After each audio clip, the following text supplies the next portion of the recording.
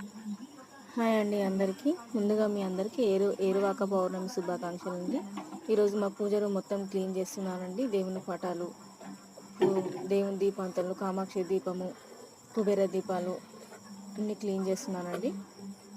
చేశాను. దీని తర్వాత నేను పూజ చేసిన తర్వాత మొత్తం దీన్ని మళ్ళీ ఒక షాట్ పెడతానండి. నచ్చితే ఒక లైక్ చేయండి.